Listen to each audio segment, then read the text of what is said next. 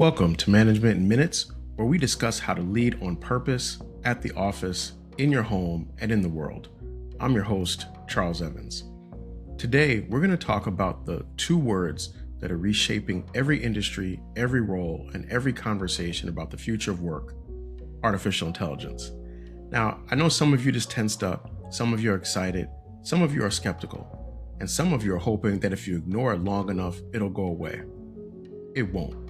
And today, I want to have an honest conversation about what AI means for leaders and managers, what it can do for you, what it can't do for you, and why the emotionally intelligent leader is more valuable now than ever. Let me give you the numbers so you understand the scale of what's happening.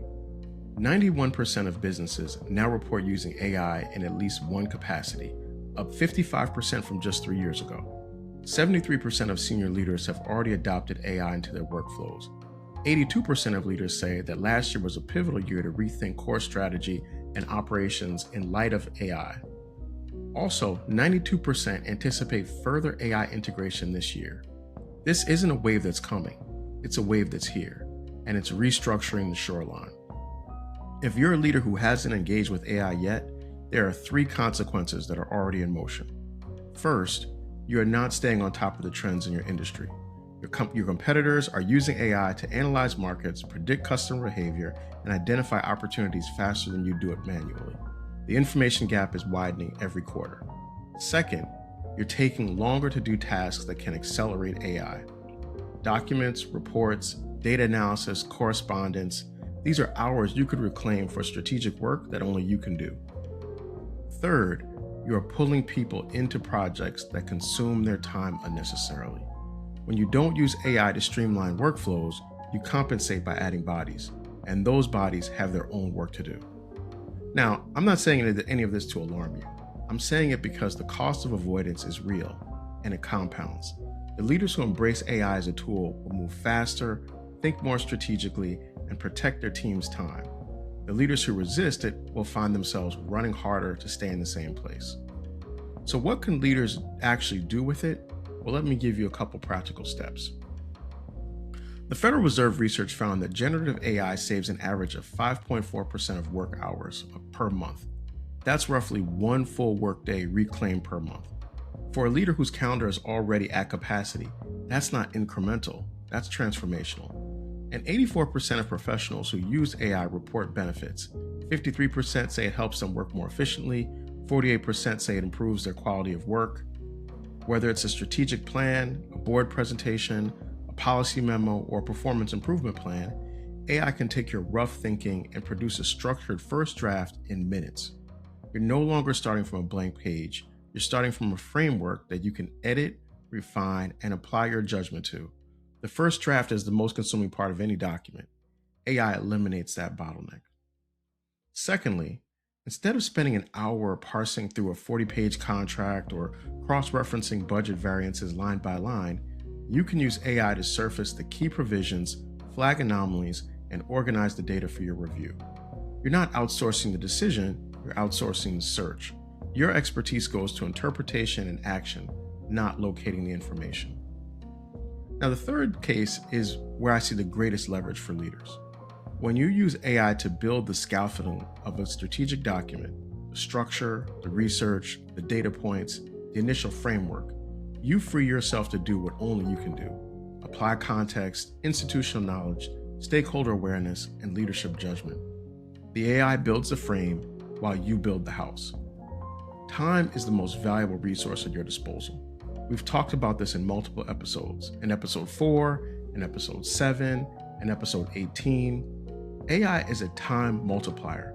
It doesn't replace your thinking. It accelerates everything around your thinking so you can spend more of your hours on the work that requires your altitude.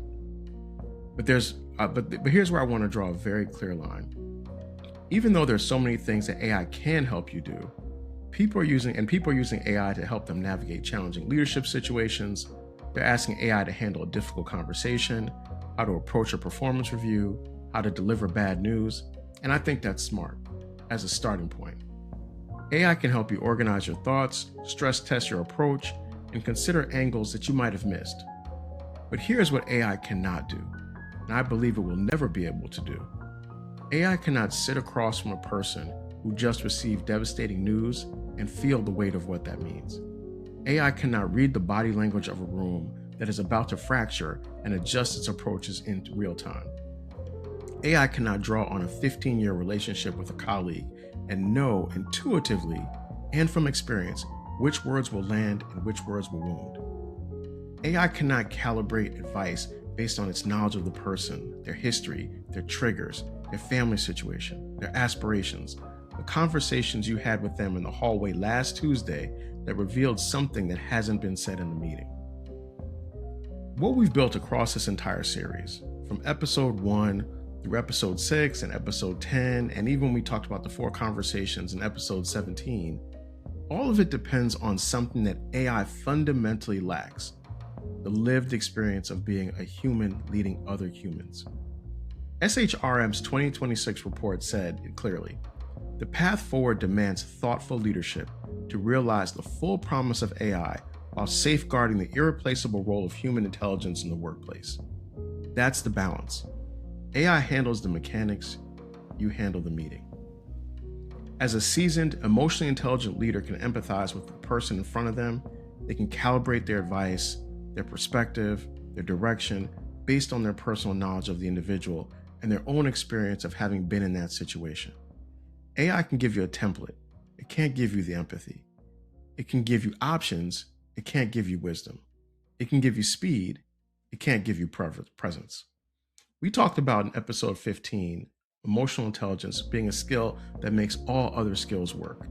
That's even more true in the age of AI, because the leaders who will be replaced are the ones who were already operating like machines, using rote memorization, transactional leadership, disconnected from the humans they lead. The leaders who will thrive are the ones who do the thing that AI can't, which is to connect. So let's bring it all together. Everything is AI now. 91% of businesses are using it. 73% of senior leaders have adopted it. The consequences of ignoring it are falling behind on industry trends, taking longer to do accelerable tasks, and pulling people into work that consumes their time unnecessarily.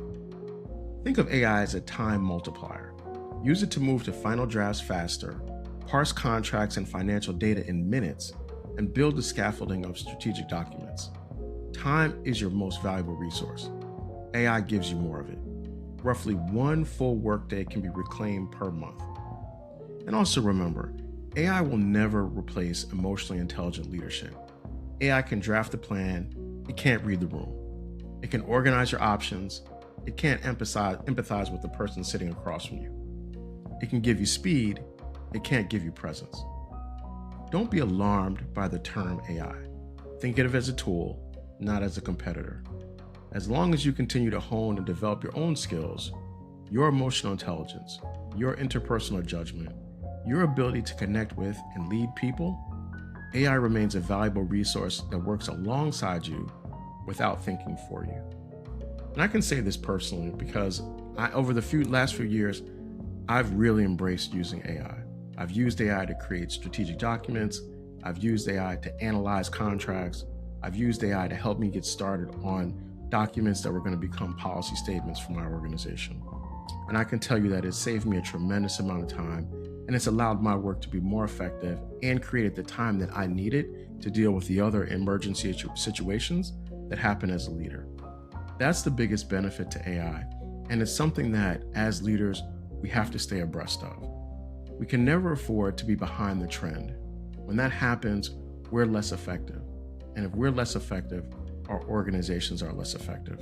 And if our organizations are less effective, we ultimately do not accomplish the mission that the organization set out to. That falls on us. So I'm not being an advocate for AI. I'm not trying to sell AI or become a pitch man for any particular platform. But I'm saying that we need to think of this as a tool, and we need to think about how that tool can help us build better organizations and to accomplish the missions of those organizations. I want to thank you for being a part of this growing community. The growth of the show is a testament to the leaders out there who want to do things differently. Don't forget to like, subscribe, and share this podcast on Spotify and Apple Podcasts. And remember, leadership is a choice, and as always, lead on purpose. I'm Charles Evans, and this has been Management in Minutes.